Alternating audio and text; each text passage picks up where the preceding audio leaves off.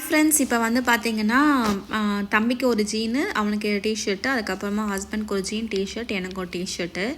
So பாப்பாவுக்கு வந்து போன வாட்டி வாங்கிட்டு வந்த ட்ரெஸ்ஸே இருக்குது. பட் ட்ரெஸ் வந்து பார்த்துட்ருக்கேன். சரி, நான் அவளுக்கு ஒரு ஹேண்ட்பேக்கு, அப்புறம் ஹஸ்பண்ட்க்கு எல்லாருக்குமே வந்து ஒரு சென்ட் பாட்டில் ஒன்று வாங்கிட்டு வந்தாச்சுங்க. ஸோ மறுநாள் காலையில் வந்து உப்புமா தான் வந்து செஞ்சேன். மத்தியானம் வந்து எதுவுமே செய்யலை. அப்படியே வந்து சாப்பிடணும் போலவே தோணலை. அதனால் அப்படியே வந்து விட்டுட்டோம். சரி, 5th வீக் வந்து புரட்டாசிக்காக கோயிலுக்கு போயிட்டு வந்தோங்க. ஸோ கோயில் எல்லாமே வந்து நல்லா அழகாக டெக்கரேஷன் பண்ணிட்டு வச்சுருந்தாங்க. ஸோ 5வது வாரம் சனிக்கிழமையும் நம்மளுக்கு ஐப்பசி 1ஆம் தேதி அதுவும் வந்திருந்தது. சரி, முடிச்சிடலாம் அப்படின்னு சொல்லிட்டு புரட்டாசி விரதத்தை வந்து முடிச்சிட்டோங்க. ஸோ சாமிலாம் வந்து நல்ல அலங்காரம் வந்து பண்ணி வச்சுருக்காங்க. நீங்கள் போயிட்டு ட்ரை பண்ணி பாருங்கள்.